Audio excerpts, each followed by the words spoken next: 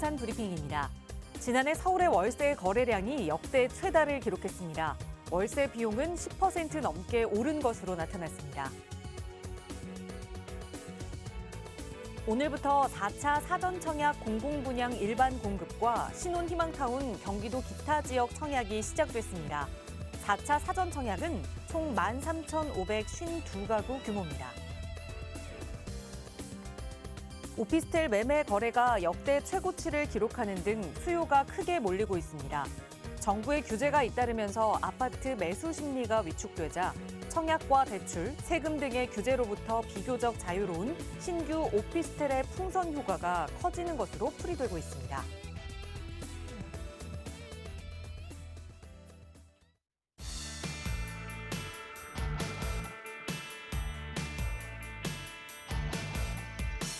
여러분 안녕하십니까? 부동산 고민 무엇이든 물어보세요. 진행의 김진주입니다. 오늘 아침에 출근을 하기 위해서 자동차 시동을 좀 걸었는데요. 다른 때보다 이상하게 자동차가 조금 더 시끄럽고 또 덜덜거리면서 시동이 걸리는 것 같더라고요. 토요일, 일요일 주말 내내 자동차를 한 번도 쓰지 않았거든요. 그러다 보니 푹 쉬었던 자동차가 새롭게 또 한 주를 시작하기 위해서 다른 때보다 조금 더 심하게 그리고 길게 예열 시간이 필요했던 것 같습니다. 날씨가 조금 더 추워져서 그런지 이 예열 시간이 길어진 것뿐만 아니라 왠지 또 끙끙 앓는 것 같은 그런 소리도 들리는 것 같은 기분이었는데요. 월요일은 다른 때보다 조금 더 힘들고 피곤하게 느껴지는 건 우리 사람만 그러는 건 아닌가 봅니다. 이틀 동안 푹 쉰 자동차도 조금 더 예열 시간이 필요한 것처럼 우리 사람들도 월요일이 조금 더 피곤하다면 조금 더 예열 시간을 가져보는 건 어떨까요? 하지만 그렇다고 해서 그냥 다 손 놓고 피곤하다고 해서 편하게 있을 수만은 없겠죠. 또 이번 한 주 보람차게 보내실 수 있도록 여러분 부동산과 관련된 투자 계획 저희가 함께 도움드리겠습니다. 오늘도 이용하실 수 있는 무료 상담 전화 활짝 열고 여러분과 함께 방송 만들어 갈게요. 서울 지역 번호 02-2638-3971번 시청하시는 누구나 이용하실 수 있고요. 문자 조금 편하시다면 유료 100원의 상담 문자 샵 3989번으로 연락 주시기 바랍니다. 자, 그럼 오늘 준비한 소식 지금 바로 출발합니다.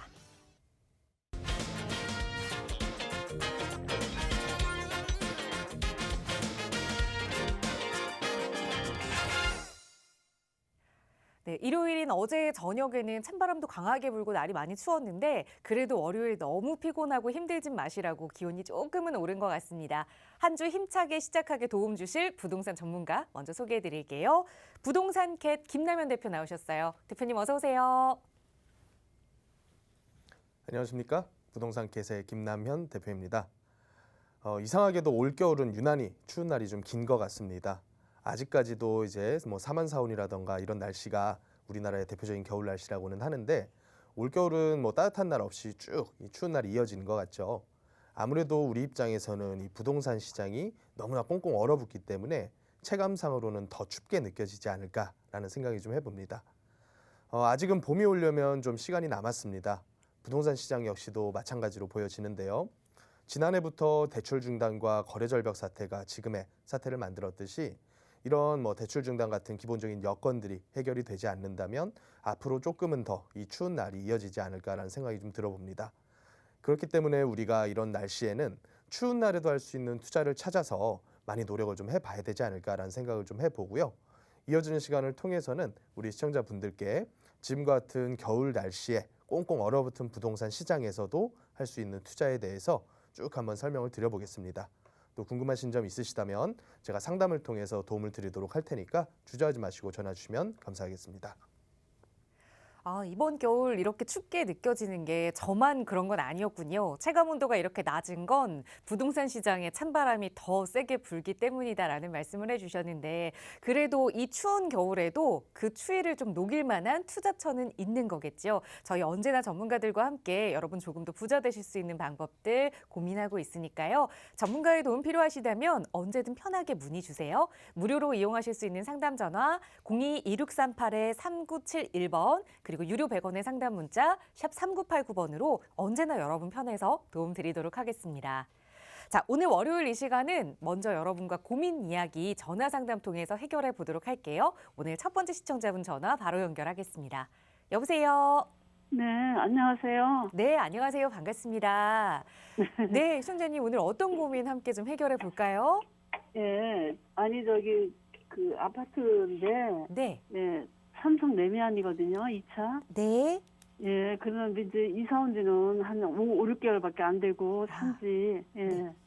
그런데 지금 이제 그 전에는 월세를 갖고 이렇게 또 했다가 그 단독 뭐 이런 걸 다 팔고는 이제 이 아파트를 장만을 했는데, 아, 예, 근데 이제 들어오는 돈이 없어서 네. 그래서 이걸 2년이 넘으면 팔아야 될지 더 음, 줄여서 이사를 가야 될지 지금은 네. 이 고민이 많아요. 어떻게 해야 될지. 알겠습니다. 이사 오신 지 얼마 안 됐지만 괜히 또 마음이 무거우셨을 것 같아요. 그 네네. 고민 다 해결해 드릴 텐데 우선은 삼성 레미안 2차 아파트가 너무 많아서 어느 지역의 아파트인지 좀 여쭤볼게요. 네, 어느 지역에? 네. 마포구 공덕동이에요. 아, 마포 공덕에 위치한 삼성 레미안 2차 아파트. 지금 네네. 월세를 받던 다른 주택은 다 정리하고 이거 한 채로 이사 들어와서 살고 계신다는 말씀이시죠? 예, 예, 예. 네. 그런데 이제 노후에 월세가 안 들어오다 보니 조금은 불안한 마음이신 것 같아요. 많이 어, 불안하죠. 네. 생기가 그 문제가 있으니까. 알겠습니다. 예, 큰 예. 불안함을 한번 저희 전문가들과 함께 해결해 보세요. 대표님과 네네. 인사 먼저 나눠보세요. 안녕하세요. 네, 네, 안녕하세요. 반갑습니다. 네, 자, 시청자님 말씀 제가 잘 들었는데요. 몇 네네. 가지만 추가로 좀 여쭤보고 시작을 할게요. 네네. 일단 시청자님 이거 거주하시는 주택 이외에 다른 거 만들어 놓으신 건 아예 없으신 거고요. 아예 없죠. 있는 걸 다 팔고 이거 하나만 장만을 음. 했기 때문에. 예. 그리고 거주를 시작하신 지는 얼마 안 되셨다고 하셨는데 한 5개월 정도. 5개월 정도 예. 보유하신 지는 얼마나 되셨을까요? 보유한 지도 작년에 샀으니까, 예. 작년이라고 하면 2021년도 말씀하시나요? 아니, 2002년도에. 2020년도? 예. 2020년도면 아직까지도 2년도 안 된 그런 연차고요. 네네네네. 예, 예. 20년도 매수해서 5개월 전부터 그 거주를 하셨다 그랬죠? 예, 예. 그러면 앞으로 거주하셔야 될 세월이 그래도 1년 반 이상은 거주를 하셔야 될 것 같아요. 네네네. 좀 늦게 매수를 하셨더라도 지금 가격하고 대비를 하면 아마도 차익이 뭐 억 단위로는 남았을 것 같거든요. 네. 그러면 지금은 내 상황하고는 별개로 일단은 팔지는 못하고 거주 2년은 최소한 충족을 하셔야 된다라고 저는 보고요. 예, 예, 예. 근데 문제는 그 다음에 어떨 거냐. 예, 예. 그렇죠. 이제 우리 시청자님 같으신 상황을 제가 굉장히 많이 뵀거든요. 예. 어디든지 간에 일단은 무리해서라도 집 한 채는 마련을 해놨는데 이제 은퇴를 하실 때가 다가오니까 집 이외에 다른 걸 만들어 놓으신 게 전혀 없으신 거죠. 그러니까 그런 분들께서 굉장히 좀 많이 계세요. 근데 지금 상태에서는 저는 지금의 상황이 예를 들어서 2018년, 19년 정도다. 그러면 이거를 그냥 끌고서 나머지는 현금 조금씩이라도 모이는 걸 가지고 따로 만드십시오. 이렇게 말씀을 드렸을 거예요. 예.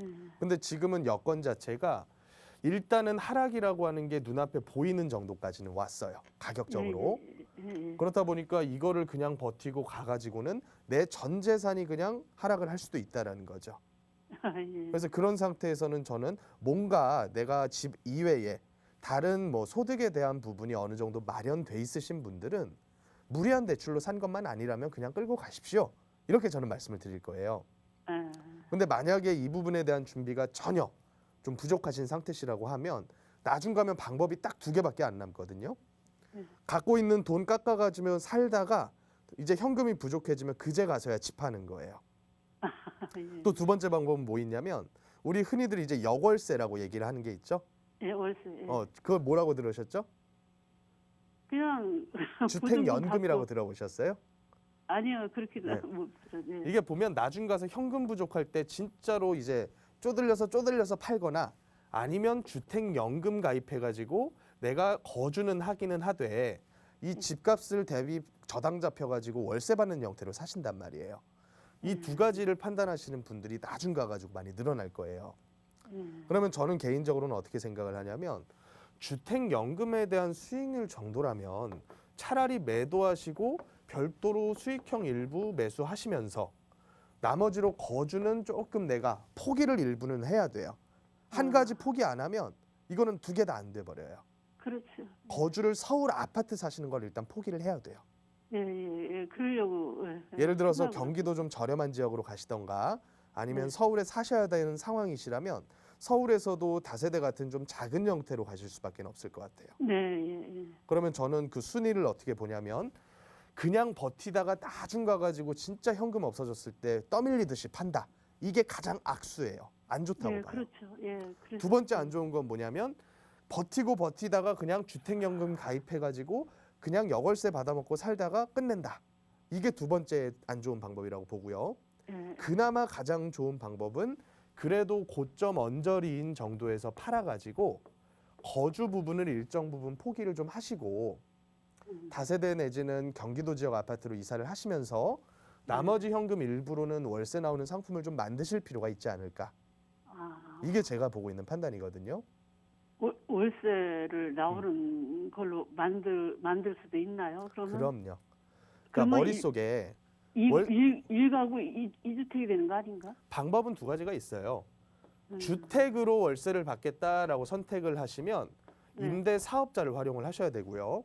아, 주택 아닌 비주택으로 월세를 받는 방법도 있고요.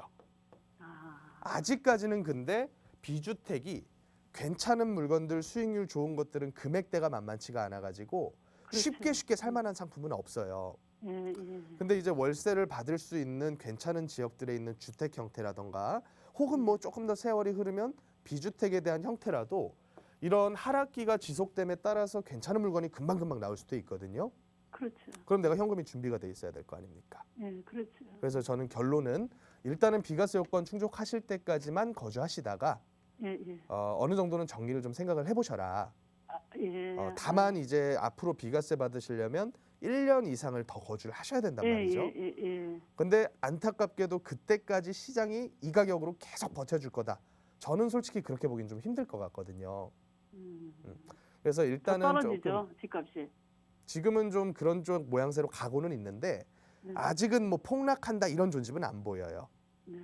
적어도 올해 한 상반기까지는 지금 분위기랑 비슷하게 갈 것 같거든요.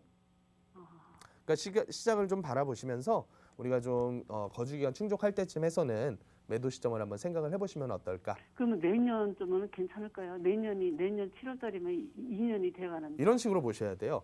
적어도 올 하반기 정도부터는 슬슬 물건을 내놓으실 준비를 하시고 아, 요새는 이제 매물 내놓는다 그래서 바로 거래되는 게 아니란 말이에요. 아, 그렇죠. 준비를 좀 하시면서 슬슬 임자를 좀 찾아보실 필요는 있지 않을까 싶어요. 아, 예. 일단 오늘 여기까지만 좀 정리 드릴게요. 아우, 예, 고맙습니다. 예, 고맙습니다. 감사합니다. 네.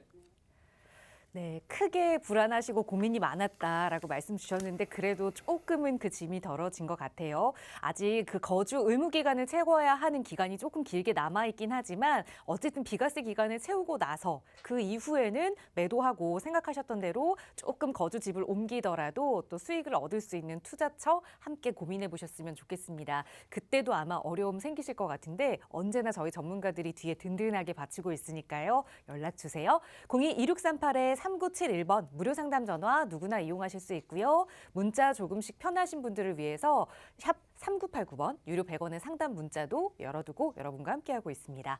자, 두 번째 전화 연결해서 말씀 이어갈게요. 여보세요. 네, 여보세요. 네, 안녕하세요. 안녕하세요. 네, 선생님 오늘 어느 지역의 부동산 함께 고민 이야기 나눠볼까요? 네, 관악구요. 서울 관악구요. 네. 신림동 네. 1433136 리버파크 701호인데요. 네. 이거를 매매를 해야 되나 그냥 좀 살아야 되나 여기 주변에 좀 알고 싶어서요. 알겠습니다. 지금 관악구 신림동의 리버파크라는 다세대 주택에 거주하고 계시는 거죠? 네. 거주하고 계신데 이게 내 집인데 이걸 좀 팔아야 하는지 아니면 그냥 계속 조금 더 살면서 보유를 해도 가격이 좀 오를 만한 곳인지 궁금하신 거예요. 예, 세를 주고 아니면 가야 되나 응암동 쪽으로 딸이 거기 오라는데 글로 가야 되나 아파트 사서 네. 여러 그러니까 가지 고민하고 돼서요. 네, 우선은 투자 가치가 가장 중요하신 거예요? 아니면 응암동 쪽으로 자녀분 쪽으로 좀 옮겨 가시는 게 조금 더 중요하신 거예요?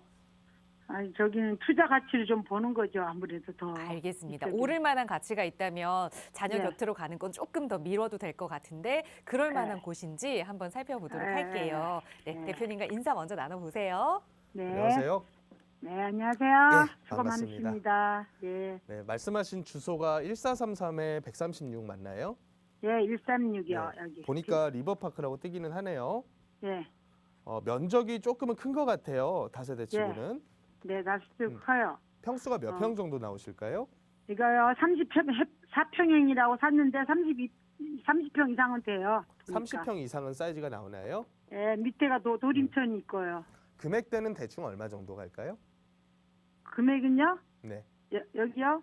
아이, 그래서 우리가 살 때는 4억 정도 샀어요. 4억 정도 근데, 매수하셨고. 네, 샀는데 지금 여기가 뭐 오른다는 말도 있고 정전소도 생기고 바로 옆에 전철역도 지금 30초 거리 1분 안 되게 네. 돼 있고요. 이렇게 네. 다시 24층 살아요. 아니요. 그건 중요한 게 아니라 지금 대충 그 가격을 아시냐고 제가 여쭤본 거거든요. 여기요? 네네. 가격은 잘 모르겠어요. 근데 가격은 잘 모르시겠어요? 내가 한번 5억 이상 한번 내놔 보긴 했는데 5억 이상은 요새 분위기라면 거래가 조금은 힘들 수도 있을 것 같아요. 네, 네. 이게 우리가 급하지 않아서 그렇게 해놨어요. 우선. 분위기가 좋을 때에 매도할 수 있는 금액이랑 거래가 뜸하고 찾는 사람이 없을 때 매도할 수 있는 금액이랑은 차이가 좀 크거든요. 그렇죠. 특히나 아파트 같은 경우에는 예를 들어서 단지가 뭐 1000세대급이 된다. 예를 들어 그런 아파트의 30평대다. 그러면 그 아파트 30평대의 거래에 대한 기록이 옛날부터 쭉 쌓여져 왔을 거 아닙니까? 그렇다 보니까 그걸 찾으러 온 사람들이 이 아파트는 대충 금액대가 얼마 정도 가는구나. 이거를 파악을 하고서 와서 비교를 한단 말이에요. 맞죠. 근데 이제 다세대라던가 오피스텔 같은 경우에는 비교 대상이 완전히 딱 정해져 있는 정형화된 대상이 없는 거예요. 네. 그러니까 이 개별 물건마다 사람들이 보면서 비교 해보다가 이 정도면 이 가격이면 사겠다. 이런 식으로 이제 판단을 좀 내린단 말이에요. 네. 그러니까 매도 호가가 일정하지 않다라는 좀 단점이 좀 있어요. 그래서 그런 측면에서 지금 분위기랑 비교를 해서 볼 때는 만약에 5억대 이상 내놓으면 거래되기가 쉽지는 않을 거예요. 제가 빨리 팔리자고 뭐 여기 군데 안 내놨어요. 그냥 한두 군데 그냥 내놨어요. 왜냐하면 신림동 이사 이쪽 같은 마음이 일대가 없었어요. 제 말씀을 조금 들어보세요. 신림동 이쪽 일대의 특징이 뭐냐면 지하철도 2호선이다 보니까 웬만한 도심 노선들 다 통화를 할 수가 있고요. 네. 또 지역적으로도 그 상권도 넓게 형성이 돼 있으면서 주거 지역으로서 조금씩 더 발달은 하고 있는데 단점으로는 이쪽 일대의 전월세가가 굉장히 좀 저렴해요. 네. 신림, 봉천, 서울대 있고 이쪽 라인들이 그래도 서울 강남권 출퇴근 가능한 지역 중에서는 가장 전월세가 저렴한 편이란 말이에요. 네. 왜냐하면 이 저밀도 아파트 단지 말고 저밀도 주거 지역이 굉장히 넓게 분포를 하고 있단 말이에요. 네. 그렇다 보니까 이거 아니어도 대안이 얼마든지 많은 거죠. 그래서 이런 장단점을 가지고 있는데 어찌됐든지 우리가 이런 다세대 물건을 바라볼 때는 앞으로 추가적인 개발에 대한 가능성이 있느냐도 따져봐야 될 거고 네. 또 현황으로서 현재의 면적과 어느 정도 살기 편안한 주거 형태도 괜찮은지 살펴봐야 될 건데 이 중에서 개발로서의 가치는 상당히 지금은 떨어진다라고 보시면 될 것 같아요. 지금 살고 계신 그 다세대 3층짜리 아니죠? 야? 층수가 3, 4층짜리 아니죠? 더 높죠? 24평짜리. 아니요, 층수가. 아니요. 네. 아니 이게 지금 8층까지 있어요. 그렇죠. 그게 뭐냐면 여기가 준주거 지역이라는 뜻이거든요. 네. 그렇다 보니까 여기는 상권도 같이 형성이 돼 있으면서 주거도 같이 돼 있고 그리고 신축으로 들어갔을 때 용적률을 이미 꼭대기까지 다 지어가지고 여기를 다시 재개발을 해가지고는 그렇게 크게 수익성이 남지가 않는 거예요.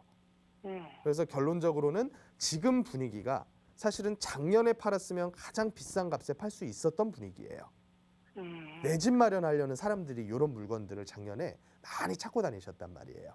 네. 근데 지금은 그 분위기를 또 한 차례 넘어버린 거예요. 그러니까 만약에 이제 시청자님께서 이사를 가셔야 되는 상황이라면 지금이라도 정리를 하고 이사를 가시는 게 아마도 좀 나으실 거다라고 저는 보여지고요. 만약에 그냥 이거를 나중에라도 거주 목적으로 좀 냅두시겠다. 그러면 월세 말고 전세를 주고 그냥 가세요. 그게 낫지 않을까 싶습니다. 저도 그 생각하고 있어요. 예. 그런 생각도 하고 있어요. 그래서 이거는 이제 운용을 어떻게 하느냐에 따라 다른데 평수가 크면 클수록 당연히 월세를 받아버리면 수익률은 떨어져요. 근데 이게 내가 만약에 전세를 받아가지고 다른 투자를 안 하고 그냥 이걸 냅두실 거다. 그러면 월세도 고려는 해보시는데 저라면 이거를 전세 받아가지고 얘를 임대사업자를 만약에 낸다면 다른 형태 개발 예정지에 대한 투자도 충분히 할 수 있다고 보거든요. 전세 받은 금액 가지고. 예. 이거 전세 2, 3억 나오지 않을 거예요. 더 나올 거란 네. 말이에요. 예, 예. 못해도 한 4억대 이상은 나올 거란 말이에요. 그 정도 전세금 받으면 개발 예정지 웬만한데 괜찮은데 다 할 수 있어요. 저는 그런 식으로 이제 두 가지 전략을 쓰는 게 좋지 않을까 싶습니다. 저도 그 생각은 하고 있어요. 쉽게 팔기는 또 살기가 좋아서요. 팔기도 네. 그렇고 그런 네네. 생각도 해봤어요. 그래서 그거에 대한 자세한 상담을 원하시면 제 세미나를 한번 오세요. 세미나 어딘데요? 세미나는 제가 매주 화요일하고 수요일에 진행을 하니까 이거 전화 끊으시고 나서 다시 세미나 전화 예약을 좀 해주시고 오시면 되세요. 어디 계시는지 지역이라던가 시간은 전화상으로 저희 직원분들께서 다 안내해 드릴 거예요. 네. 일단 방송 상담은 여기까지만 정리 드릴게요. 네, 네, 수고하십시오. 고맙습니다. 네. 네, 두 가지 방안을 좀 말씀드렸지만 아마도 그래도 살다 보니 좋은 지역이다라는 생각에 선뜻 매도 쪽으로는 마음이 안 기울으신 것 같아요. 그럴 때는 전세를 두고 이동하는 방안들 전략을 살짝 좀 팁을 드렸으니까 한번 고민해 보시고 저희 방송 말미에 김남현 대표와 함께 할 수 있는 세미나 안내 조금 더 자세히 드릴 테니까요. 계속해서 시청해 주시길 부탁드립니다. 자, 나가고 있는 무료 상담 전화 시청자 여러분 누구나 이용하실 수 있게 활짝 열어두고 있고요. 다음 전화 연결할게요. 여보세요. 네, 여보세요. 안녕하세요. 네, 안녕하세요. 반갑습니다. 네, 오늘 어떤 고민 함께 좀 해결해 볼까요? 저는 그 1가구 2주택인데요. 네. 그 남양주의 다산신안 인스빌 퍼스트 포레를 하나 가지고 있고, 네. 그리고 그 강남 세곡동에 강남 대시양 파크를 하나 2017년에 매수를 했거든요. 네. 근데 이제 이 남양주 다산신도시에 있는 것은 2017년에 분양권으로 매입을 했어요. 네. 그래서 제가 그 세무사분한테 상담해 보니까 이게 일시 2주택이 돼서 네. 양도세, 비과세가 되는데 음. 제가 이거를 내년 1월까지 팔면 이제 세곡동이 양도세가 되는데 네. 양도세 면제가 되는데 그 이거를 파는 게 좋은 건지 아니면 둘 다 가지고 가는 게 좋은 건지 해서요. 네. 알겠습니다. 그러면 말씀 주신 강남 세곡동의 대시양파크를 먼저 매수를 좀 하신 거예요. 이제 다산신도시가 분양권이니까 네. 이게 등기가 늦게 나잖아요. 그래서 네. 2017년에 둘 다 매입은 했는데 네. 이제 세곡동이 먼저인 아파트인 거죠. 그래서 이제 세곡동을 팔아야 되는 거죠. 알겠습니다. 그 시기를 내년 1월 정도까지가 비과세 시기다라고 이제 세무 상담을 받으신 상황인데 그럼에도 불구하고 비과세 혜택을 받는 것보다 만약에 향후 가치가 더 좋다면 보유하고 싶다 이런 의견이신 거죠? 네네네. 네, 한번 향후 전망 하나하나 따져보도록 할게요. 대표님과 인사 나눠보세요. 안녕하세요. 네, 안녕하세요. 네, 반갑습니다. 네. 말씀 들은 걸 제가 좀 정리를 해볼게요. 네네. 일단 A를 자곡동 물건으로 볼게요. 자곡동 아파트를 세곡동이요. 세곡동 아파트를 2017년도에 매수를 하셨고 네네. 그리고 다산 아파트를 분양권 상태에서 똑같이 2017년도에 매입을 하셨는데 네네. 이 분양권이 준공 떨어진 게 19년도다 이 말씀이신 거죠? 준공이 2020년 1월부터 2020년도 입주를 1월. 했거든요. 네네. 그러면 2022년도 3년도가 되나요? 그때 당시엔 네네. 여기가 조정 지역이 아니었었나요? 네네. 조정 지역이 아니었어요. 분양권 2023년도 청약할 때. 1월 내년 1월 달에까지 팔면 A주택 강남 대시양 아파트를 팔았을 네네. 때 양도세 비과세를 받는다. 네네네. 이 말씀을 지금 하시는 거잖아요. 네네네. 그럼 결론은 이미 나왔어요. 아쉽겠지만 A 파는 방법밖에는 없어요. 제가 왜 그런지 계산을 한번 해드리면 간단하거든요. 네. 보면 A랑 B를 둘 다 끌고 가고 싶을 거예요. 네네. 왜냐하면 내가 보유하면서 가격이 많이 올라줬으니까 앞으로도 더 오를 가능성이 충분히 있지 않을까 이런 생각이 좀 네네. 드실 거잖아요. 네네네. 근데 우리가 이제 똑똑하게 한번 생각을 해볼게요. 가격이 얼마나 더 오르느냐가 중요한지 아니면 이걸 팔았을 때 손에 얼마 쥐어지는지가 중요한지 네. 한번 보면 만약에 A를 안 팔고 2023년 1월을 넘겨서 나중에라도 이걸 한번 정리를 해볼까라는 생각이 들면 두 개 다 빠질 수 없이 비과세를 못 받아요. 네네네. 둘 다 양도세를 심지어 최고세율 65%까지 중과를 받습니다. 네네. 그러면 보면 A 강남 대시장을 얼마에 매입을 하셨어요? 7억 정도요. 7억 정도. 지금 팔면 금액대가 얼마 정도 갈까요? 지금은 15억 정도인 것 같아요. 자, 15억에서 7억에서 15억. 그러면 15억에서 차익이 16억. 좀 대충 볼게요. 러프하게.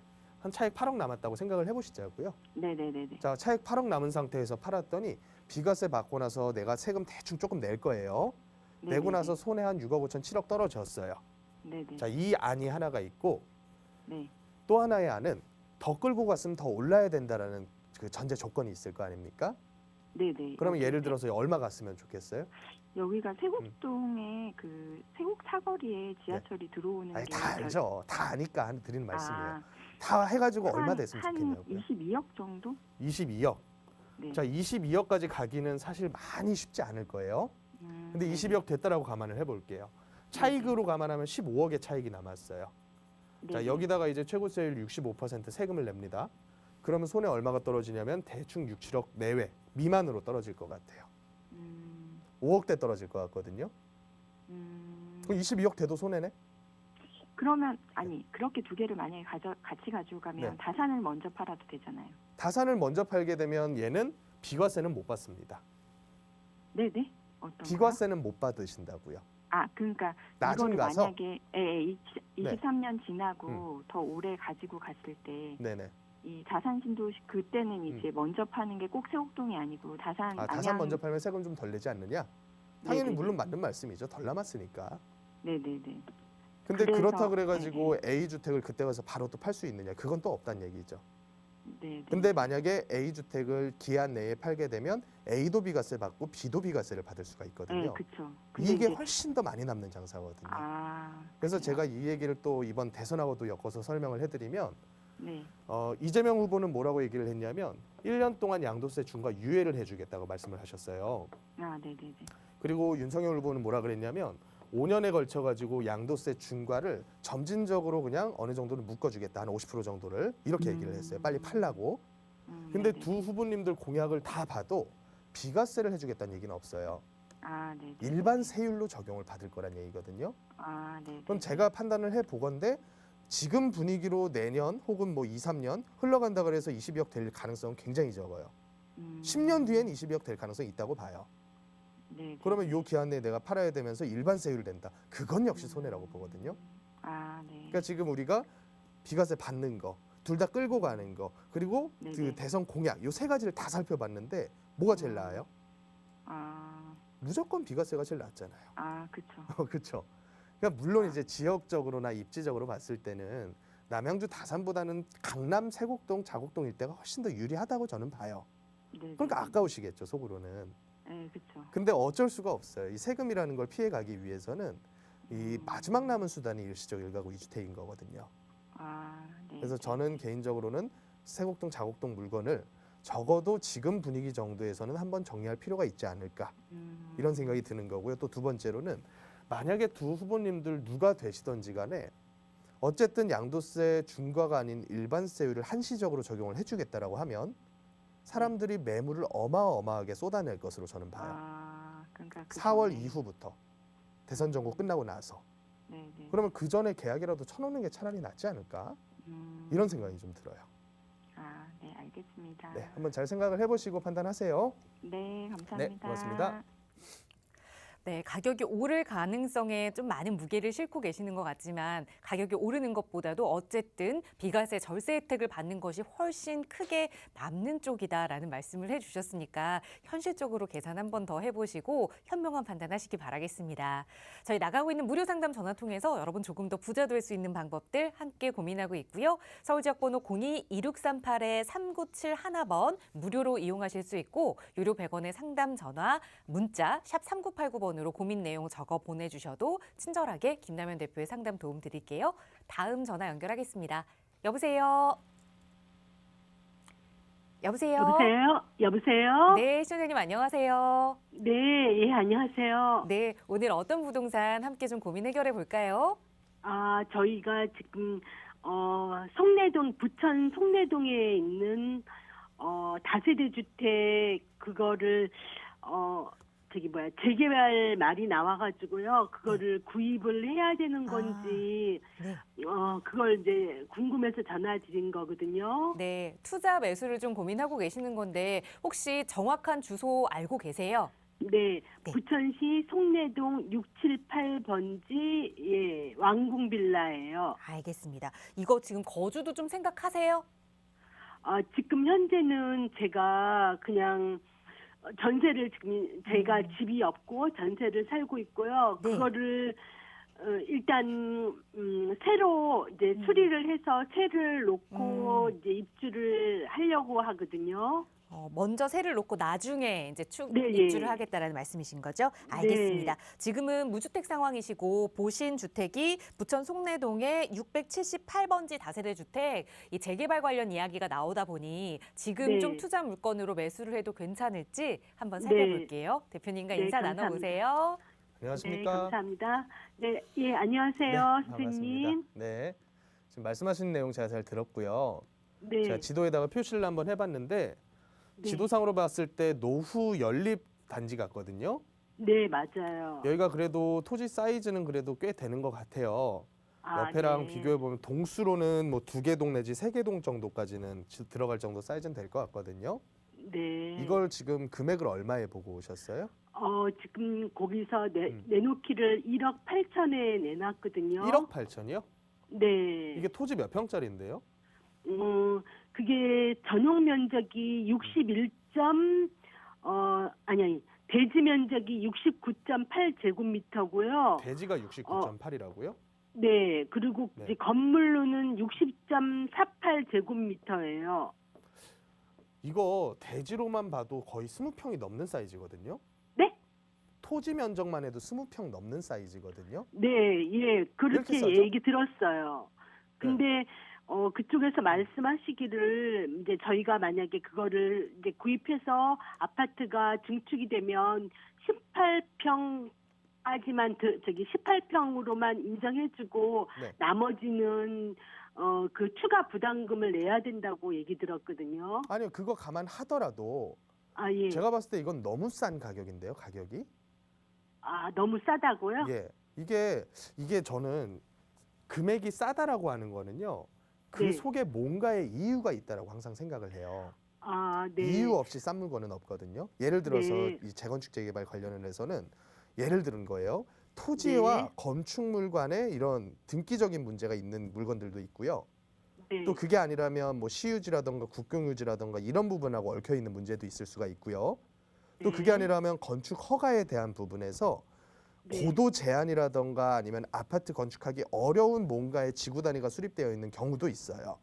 네. 그러니까 저는 이게 이렇게까지 싼 거는 글쎄 이게 뭔가 이유가 있으니까 이렇게 싸지 않을까라는 생각이 먼저 지금 들거든요. 거기가요, 근저당이 네. 뭐 이게 얼마가 걸려 있대요. 그래가지고 뭐 6억 5천이라고 그런 것 같아요. 그 정도.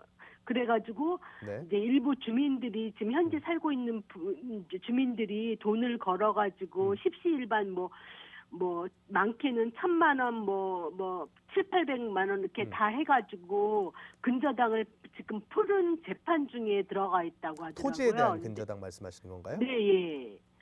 그게 근데 무슨 목적으로 걸렸을까요? 근저당이? 네? 무슨 이유로 그 토지에 대한 근저당이 그것까지는 걸렸을까? 모르겠어요. 이게 뭔가 예전에 이상한 이제 느낌이 드는 거죠. 제 입장에서는. 어차피 네? 이게 연립으로 들어가게 되면요. 네, 토지가 지분으로 형성이 돼요. 네. 그럼 이 지분에 대해서 공유 지분에 대해서 예를 들어서 토지 전체에 대해서 뭔가 근저당 같은 걸 걸기 위해서는 공유 지분 가진 사람 100%의 동의가 필요하단 말이에요. 근데 네. 이게 아무 이유도 없이 이렇게 걸려 있을 수는 없다라고 저는 얘기가 드리고 네. 뭔가 이 안에 이유가 있어요. 제가 봤을 때 저도 이걸 정확하게 파악해 본 게 아니기 때문에 대략적으로 네. 추측만 아까 해본 건데 이 네. 이유에 대해서 시청자님께서 현장을 한 군데만 가지 마시고 중개업소 여러 군데를 가셔서 네. 1억 8천이라는 금액까지 왜 이렇게 싸게 나왔는지를 한번 파악을 해보세요. 만약에 네. 이게 재건축 재개발을 하는데 전혀 문제가 없다. 만약에 그런 상황이라고 하면 이거는 저는 사도 되는 가격이라고 보거든요. 그래요? 금액이 원체 싸다 보니까. 네. 근데 거기서 말씀하시기를 정확히는 저도 그 모르겠고요. 예. 등기가 처음에는 거기가 등기가 안 했다고 얘기를 들었어요. 등기를 안 했다고요? 네, 그래가지고 나중에 차후에 이제 등기를 하는데 주민들이 한 100세대 정도 되는데 네. 일부는 했고 일부는 네. 뭐 안 했고 그렇죠. 막 이런 그런 문제가 또 식으로 있죠. 예. 네. 그러니까 이게 그래가지고 이유 없이 싼 건 없다는 얘기예요. 네. 그거 나중에 또 들어가려고 그러면 세월 한참 걸리고요. 또 이거 네. 지분 나누는 거 가지고 또 주민들끼리 싸울 수도 있고요. 그렇다 네. 보면 건축허가가 나기는커녕 요 상태에서 이 등기에 대한 소송하는 데만 수년이 걸리면서 비용 들어갈 수도 있어요. 네. 그러니까 제가 아까 처음에 말씀드렸잖아요. 아무리 여기가 부천에서도 역세권 아닌 끝자락이라고 하더라도 네. 이 금액은 너무 싸다, 토지에 비해서.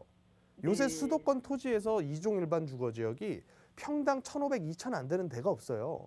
근데 그렇죠. 여기는 단가로만 보면 거의 500만 원도 안 되는 수준이잖아요. 네. 그러니까 이거는 그 안에 모종의 뭔가 이유가 있는 거예요. 네. 그래서 그런 이유가 있는 물건을 가지고 저는 하자 있는 물건이라고 얘기를 해요. 네, 그렇죠. 개발이 되기 위해서는 토지가 일단 정리가 돼줘야 재개발이건 재건축이건 할 거 아닙니까? 네. 근데 이 소유권 관계조차 투명하게 아직 등기조차 안 나 있는 상태인 거예요. 네. 그러니까 저는 이런 물건들은 투자했다가 고생한다라는 얘기를 먼저 드릴게요. 아, 그래요. 이거 가지고 계신 분도 토지 20평 가격이 이렇게 싸게 팔고 싶진 않으셨을 거예요. 근데 이게 그렇겠죠. 진행이 되다 기다리다 안 되니까 네. 그냥 어쩔 수 없이 털어버리려고 이거는 파는 것밖에 안 보이거든요. 네. 그래서 저는 지금 그렇게 봅니다. 일단 이렇게 문제 있는 물건들은 된다 손치더라도 그 안에 들어가는 시간과 기회비용 감안하면 나중 가서 네. 판단하잖아요. 큰 돈 안 돼요. 아, 그래서 저는 차라리 어떻게 가냐면 이렇게 개발 압력이 낮은, 그러니까 지역적 가격으로 봤을 때 좀 저렴한 지역의 재개발보다는 차라리 이 정도 금액을 가지고 서울 내부에다가도 물건을 살 수는 있어요. 네. 서울 내부에서도 괜찮은 지역들에다가 물건을 사놔야, 예를 네. 들어서 주변 아파트 값이 5억, 6억 하는 동네랑 주변 아파트 네. 값이 15억, 20억 하는 동네랑 어디가 더 네. 개발을 빠르게 하겠습니까? 비싼 데가 더 빠르게 할 거 아닙니까? 네. 했을 때 돈이 되니까. 음. 그래서 저는 그리고- 세월을 길게 보면서 하는 투자는 외곽에 네. 싸다는 이유로 하는 게 아니라 오히려 네. 강남이면 강남, 한강변이면 한강변, 역세권이면 네. 역세권, 이렇게 조금 더 좋은 입지로 와야 된다고 봐요. 네. 저 그래서- 그리고 선생님 저 하나만 더 질문드리겠는데요. 짧게만 할까요? 네. 네, 만약에 그걸 사놓고 혹시라도 입주를 안 하고 예. 저기 뭐죠? 그러면 그게 그 개발 아니 그 조합원이 할 수 있는 게 조합원이 될 수 있는 건가요? 그러니까- 일단 그 부분은요, 지역마다 편차가 있어요. 아, 예를 네. 들어서 사자마자 입주해야 되는 토지거래 허가구역 같은 경우도 있을 수가 있고, 네. 그리고 이런 부천에 있는 물건 같은 경우는 아마도 토지거래 허가는 안 되지 않았을까 싶은데, 지금 네. 기준으로만 보면 재건축에 대해서는 조합원이 입주를 해야 된다는 조건이 있어요. 네. 재건축에 대해서는. 아, 근데 네. 여기는 제가 봤을 때 재건축으로 갈 것 같거든요. 네. 그러면 그거는 입주를 나중 가서 해야 될 가능성이 있죠. 조합 설립 이후에. 아, 그래서 그래요? 지금 상태에서 그거는 판단하기가 좀 어렵고요. 어차피 네. 이런 뭐 제도적으로 규제책이잖아요. 규제책 네. 중에서 불합리하다고 생각되는 거는 나중에 바뀔 가능성이 커요. 그러니까 저는 네. 그것보다는 이 본질에 대해서 좀 더 보시자고요. 본질로 네. 봤을 때 얘는 참 많이 속썩일 가능성이 큰 물건이 아닐까라는 생각이 저는 좀 들어요. 아, 네. 예, 그래서 그 정도 알겠습니다. 금액 가지고 만약에 투자를 좀 하시고 싶다라고 하면 제가 네. 서울에서 그걸 진행을 해드릴 거예요. 서울에서 아, 하는 게 저는 서울. 훨씬 더 낫다라고 봐요. 그래요.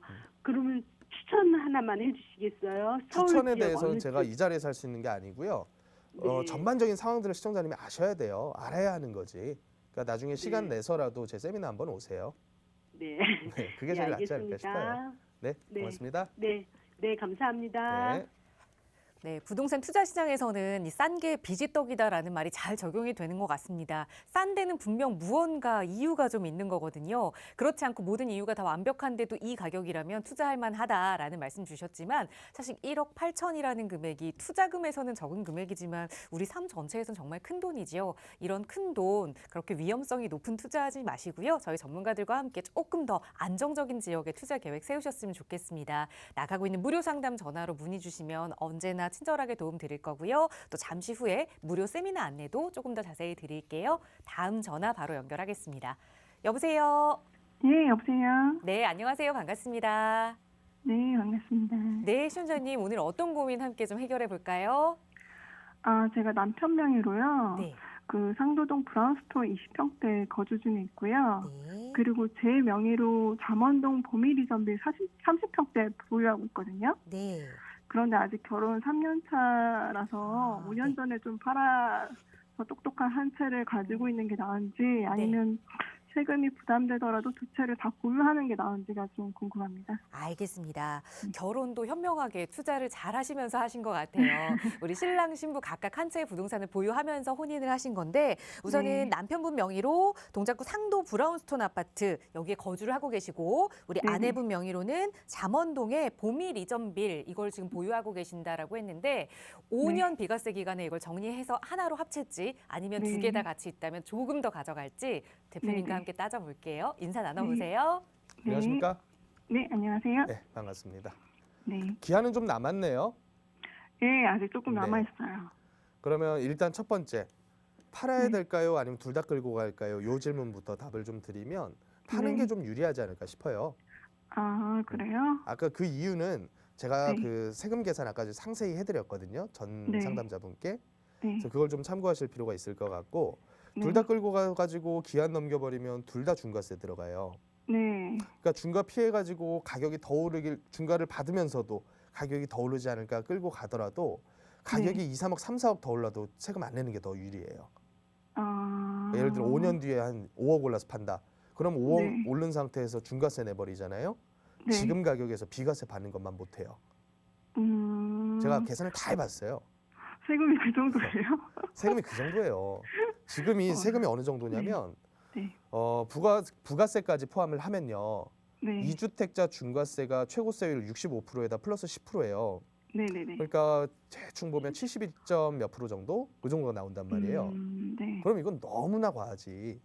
차익이 5억 나오면 그중에서 3억 이상을 뺏긴다는 얘기인데요. 그러니까 이건 의미가 없는 거고 제가 봤을 때는 둘 중에 하나는 파는 게 맞다 우선. 네. 그럼 둘 중에 뭘 팔 거냐에 대한 답을 드릴게요. 네. 제 개인적인 의견으로는 잠원동 거 파는 게 나을 것 같거든요. 아, 정말 잠원동이라고 해도. 왜 그러냐면 네. 잠원동이라고 하더라도 이거는 일반적인 단지형 아파트 사이즈로 보긴 힘들어요. 여기 위치가 이제 경부고속도로 라인 따라 가지고 있는 이런 네. 이제 나홀로 아파트 특징들이에요. 이쪽 회밀리도 있고 네, 이런 맞아요. 메르디안 같은 아파트, 대우 아이빌 이런 아파트들이 네. 일단은 건축법상으로는 아파트라는 성격을 가지고는 있는데 네. 현실적으로는 얘를 가지고 제대로 된 단지형 아파트. 이 제대로 된 단지형 아파트의 기준을 저는 뭘로 보냐면 네. 자녀 키우는 부부가 들어가 가지고 자녀 키우면서 살기 선호하는 형태의 아파트냐. 이렇게 봤을 때 저는 아니라고 보는 거예요. 네. 왜냐하면 주변 여건이 자녀 키울 만한 여건이 아니라 직장인들이 출퇴근 편리하면서 거주하기 편리한 아파트거든요. 네. 그러니까 맞아요. 일종의 뭐 주상복합 내지는 오피스텔 같은 형태로 저는 보고 있어요. 네. 네. 그러니까 거래 빈도 역시도 작년이나 재작년처럼 많은 분들이 어떻게든 서울에 내 집 하나 마련하려고 쫓아다녔던 때에 그제서야 가격이 올라주고요. 네. 그 전까지 아파트의 가격 흐름은 전반적으로 다 단지형 아파트 단지 위주로 해서 가격이 형성이 돼요. 또 거래 빈도는 어때요? 1년에 한 건 나오기가 힘들어요. 네. 그렇군요. 그럼 낮은 거 가지고 얘 팔려 그러면 고생 많이 한다는 얘기예요. 장이 받쳐주면 모르겠는데 지금처럼 장 안 받쳐줘 버리면 이거는 1, 2년 내놔도 거래 안 될 수도 있어요. 이게 일반적인 나홀로 동 아파트들 특징이거든요.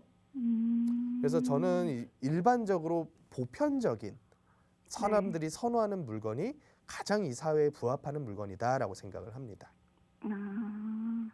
그 경부 고속도로 지하 호재 같으면 좀 네. 노려볼 만한. 그 얘기 몇 년도부터 있었는지 아세요? 제 기억으로 2000년대 초반부터 있었던 얘기예요. 네. 20년 된 얘기거든요. 그리고 경부고속도로 지하가 되더라도 이쪽 네. 반포 1동은 그래도 주거 지역으로서 개발을 할 가능성은 조금은 있어요. 네. 왜냐하면 여기는 업무화가 덜 진행된 지역이거든요. 반포 1동 쪽은. 근데 이쪽 잠원동 일대는 요 내부적으로 일부러 업무화가 조금씩 진행이 되면서 형성이 되어 있는 지역이에요. 플러스 상업화도. 네. 물론 이제 이런 가로 구역별로 따져봐야 되기는 하겠지만 결론적으로 얘가 경부고속도로 지하화된다고 하더라도 아주 뭐 드라마틱한 변화는 있지 쉽지 않겠다라는 생각이 좀 들죠. 그래서 지금까지는 이 잠원동이라는 이름값 할 정도의 가격은 됐어요. 네. 근데 그렇다 그래서 이 가격에서 더 추월을 할 가능성은 조금 떨어진다라고 저는 보는 거죠. 잘 네, 알겠습니다. 제 말씀 참고하셔서 일단은 방향을 그렇게 잡고 한번 생각을 해보세요. 네, 네, 알겠습니다. 감사합니다. 네, 감사합니다. 네. 네, 아직 신혼부부 5년의 비과세 기간 중에 2년 정도 시간이 좀 남았으니까 급하게 매도 전략 세우진 않으셔도 좋지만 그래도 비과세 혜택을 받는 것이 훨씬 유리하다라는 조언과 함께 둘 중 어떤 걸 매도하는 게 조금 더 현명한지도 하나하나 따져드렸으니까 남편분과 잘 상의하셔서 현명한 판단 하시기 바라겠습니다. 자, 저희 무료 상담 전화로 방송 시간 통해서 또 여러분과 고민 이야기 나눴는데요. 월요일 오늘 방송의 마무리는 또 여러분 부동산 시장의 노하우 키워볼 수 있는 한 주간의 부동산 시장 이슈들 점검해보는 위클리 이슈 진행하겠습니다. 대표님 바로 전해주세요. 예, 한 주 동안에도 이 긴축에 대한 이슈가 굉장히 많이 거론이 됐었습니다. 그래서 한국은행에서도 이번 1월 달 시장에서 예측한 바대로 기준금리를 추가 인상을 했고요. 또 올 한 해에도 추가 2번 이상의 인상이 있을 수가 있다라는 점을 또 시사를 했습니다. 그렇다 보니까 지금 대출 금리는 6%, 작년에는 6%대만 해도 야 너무 높다라고 생각을 했던 게 이제는 7%를 넘어갈 수도 있다라는 전망까지 나오고 있는 그런 상태입니다. 또 뿐만 아니라 이런 금리 인상은 전세자금 대출 금리에도 똑같이 인상을 미치겠죠. 그래서 전세자금 대출 금리 역시도 연내 5%까지도 치솟을 수 있다.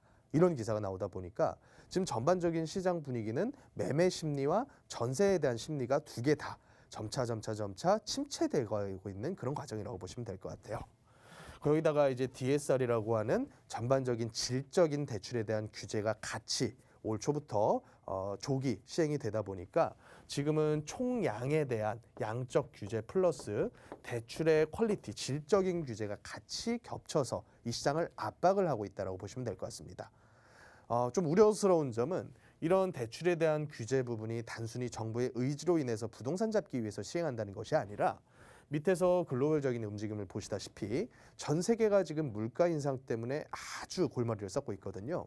그중에서도 미국이 지금 기준금리를 올 3월 달에 올리느냐 마느냐, 또 3월에 올리기 시작을 하면 아마도 이게 연내 한 차례로는 절대 안 끝나고 조금 더 급진적으로 금리 인상이 본격화될 가능성이 점쳐지고 있기 때문에 이 부분은 앞으로도 계속해서 총량 그리고 질적인 관리가 보다 더 강화가 됐으면 강화됐지 약화되기까지는 시간이 많이 걸릴 것 같다라고 보고 있습니다. 그래서 결론적으로는 주택시장의 가격이라고 하는 게 이 내가 벌어들이는 소득, 이쿼티 플러스 거기다가 상당수의 대출로 이루어지고 있는데 이 중에서 한 사이드를 아예 쪽 잡아 뺀다라는 것이죠. 그렇다 보니까 지금은 거래를 하고 싶어도 내 집 필요하지 않은 사람이 누가 있겠습니까?